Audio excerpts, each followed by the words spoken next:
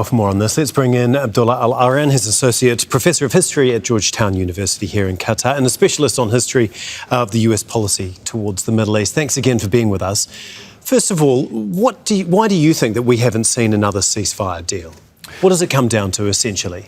Yeah, I mean, it's an excellent question, because I do think that we've been having the same discussion for months now about, the failure to reach this agreement. We know what the parameters would look like. We know exactly what the outcome is supposed to be.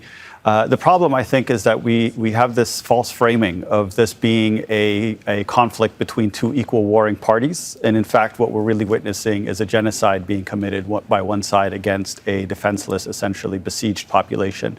And historically, we've never seen genocides come through these kinds of negotiated settlements. What really needs to be there is a political will from international actors that would essentially stop Israel from what it's doing. And we haven't seen that. The United States continues to say it's concerned, right? It speaks in these kind of very vague terms, and yet it continues to arm Israel. Just the same day as this massacre, we saw $3.5 billion worth of weapons approved yet again to Israel to be able to continue to commit these crimes. Just on that, I mean, we saw President Biden there say exactly the same thing that we've heard time and time again. We want to bring this war to a close. We need a ceasefire deal. Why don't you think that there is the political will, especially from the United States, because like you say, they do have the power to get this done if they really, really wanted to?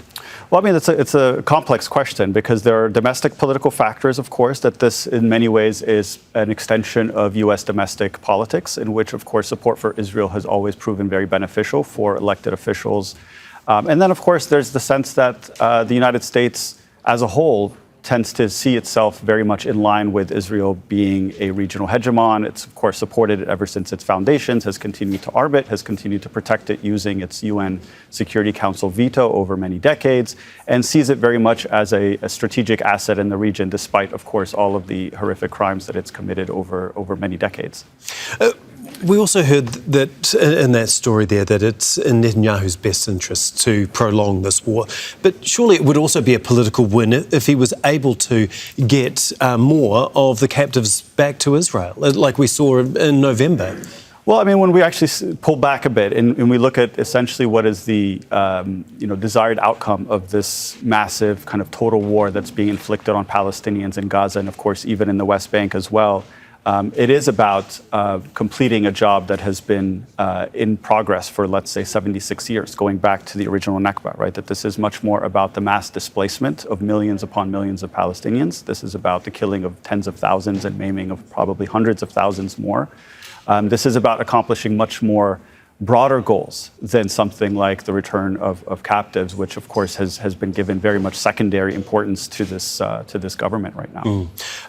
Talks are meant to get underway later this week between Qatar, Egypt, the US, Israel and Hamas in some way, shape or form. I mean, do you hold out any hope that anything positive is going to come out of those? So far, it's been unlikely, right? Because the Israelis, of course, have actually undertaken attacks against the people they're supposed to be negotiating with, and, of course, have not faced any significant pressure, have not faced any real backlash for any of the actions that they've taken. And so it's unlikely to see any material outcomes from these kinds of negotiations. What there really needs to be is external pressure exerted in a very kind of emphatic way, more than anything we've seen up to this point. Thank you, as always, for coming in and really talking us through these main points. That's Abdullah Al-Arian. Thanks so much. Make sure to subscribe to our channel to get the latest news from Al Jazeera.